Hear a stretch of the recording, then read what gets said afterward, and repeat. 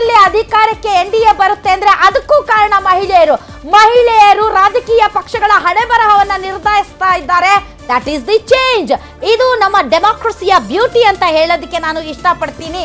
ಸಂವಿಧಾನ ಕೊಟ್ಟಿರುವಂತಹ ಹಕ್ಕು ಮತ್ತು ಅಧಿಕಾರಿಗಳ ಪರಿಪೂರ್ಣವಾದಂತಹ ಸ್ವತಂತ್ರವಾಗಿ ಮಹಿಳೆಯರು ಚಲಾವಣೆ ಮಾಡ್ತಾ ಇರೋದು ನಿಜಕ್ಕೂ ಖುಷಿಯ ವಿಚಾರ. ಇನ್ನೊಂದು ಎಕ್ಸಿಟ್ ಪೋಲ್ ಬರ್ತಾ ಇದೆ.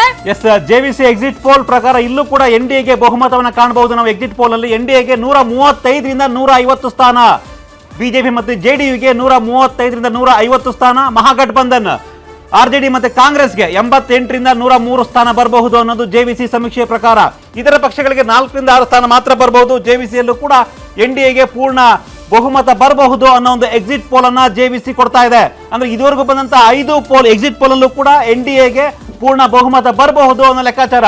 ದೈನಿಕ್ ಭಾಸ್ಕರ್ ಪ್ರಕಾರ ಬಿಜೆಪಿ ಪ್ಲೇಸ್ ಅಂದ್ರೆ ಎನ್ಡಿಎಗೆ 131, ಕಾಂಗ್ರೆಸ್ಗೆ 112 ಬರಬಹುದು ಅಂತ. ಮ್ಯಾಟ್ರಿಕ್ಸ್ಗೆ ಬಿಜೆಪಿ ಪ್ಲಸ್ ಅಂದ್ರೆ ಎನ್ಡಿಎಗೆ 147ರಿಂದ 167 ಬರಬಹುದು ಅನ್ನೋ ಒಂದು ಲೆಕ್ಕಾಚಾರವನ್ನ ಕೊಡ್ತಾ ಇದೆ. ಇನ್ನು ಪೀಪಲ್ ಪ್ಲಸ್ ಕೂಡ ಈಗ ಬರ್ತಾ ಇದೆ. ಬಿಜೆಪಿ ಪ್ಲಸ್ ಅಂದ್ರೆ ಬಿಜೆಪಿ ಎನ್ಡಿಎಗೆ 133ರಿಂದ 159 ಬರಬಹುದು, ಕಾಂಗ್ರೆಸ್ಗೆ 75ರಿಂದ 101. ಇಲ್ಲೂ ಕೂಡ ಪೀಪಲ್ಸ್ ಪ್ಲಸ್ ಅಲ್ಲೂ ಕೂಡ ಎನ್ಡಿಎ ಮೈತ್ರಿಕೂಟಕ್ಕೆ ಬಹುಮತ ಬರಬಹುದು ಅನ್ನೋ ಒಂದು ಸಮೀಕ್ಷೆ ಎಕ್ಸಿಟ್ ಪೋಲ್ ಬರ್ತಾ ಇದೆ. ಬಹುತೇಕ 6 ಬಂತು, 6ರಲ್ಲೂ ಕೂಡ ಎನ್ಡಿಎಗೆ ಪೂರ್ಣ ಬಹುಮತ ಬರಬಹುದು ಅನ್ನೋ ಎಕ್ಸಿಟ್ ಪೋಲ್ ಬರ್ತಾ ಇದೆ. ಅದ್ಭುತವಾದಂತಹ ಪರ್ಫಾರ್ಮೆನ್ಸ್.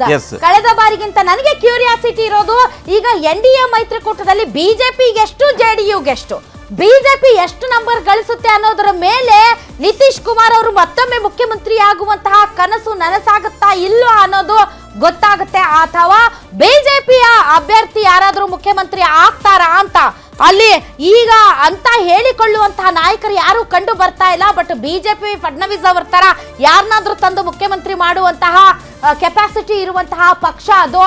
ಬಟ್ ಬಿಜೆಪಿ ಮತ್ತು ಜೆಡಿಯು ನಡುವೆ ಯಾವ ರೀತಿ ಸೀಟ್ಗಳು ಬಂದಿದೆ ಅನ್ನೋದರ ಮೇಲೆ ನಾಳೆ ಬಿಹಾರದ ಮುಖ್ಯಮಂತ್ರಿ ಯಾರಾಗ್ತಾರೆ ಅನ್ನೋದು ಡಿಸೈಡ್ ಆಗುತ್ತೆ. ಪೀಪಲ್ಸ್ ಇನ್ಸೈಟ್ ಸಮೀಕ್ಷೆಯಲ್ಲೂ ಕೂಡ 133ರಿಂದ 138 ಎನ್ಡಿಎ ಮೈತ್ರಿಕೂಟ, ಮಹಾಗಠಬಂಧನ್ 112 ಮತ್ತು ಇತರೆ 0. ನನಗೆ ಗೊತ್ತಿಲ್ಲ ಈಗ ಪ್ರಶಾಂತ್ ಕಿಶೋರ್ ಅವರು ಎಷ್ಟು ಮತಗಳನ್ನ ಗಳಿಸ್ತಾರೆ, ದ ಪರ್ಸೆಂಟೇಜ್ ಆಫ್ ವೋಟ್ಸ್ ಮತ್ತು ಎಷ್ಟು ಸ್ಥಾನಗಳಲ್ಲಿ ಗೆಲ್ತಾರೆ ಅನ್ನೋದು ಮುಂದೆ ಬರುವಂತಹ ಚುನಾವಣೆಯಲ್ಲಿ ಅವರ ಪಾತ್ರ ಹೇಗಿರಬಹುದು, ಎಷ್ಟಿರಬಹುದು ಅನ್ನೋದರ ಒಂದು ಮುನ್ಸೂಚನೆ ಸಿಗುತ್ತೆ ಅಂತ ಅನ್ಸುತ್ತೆ.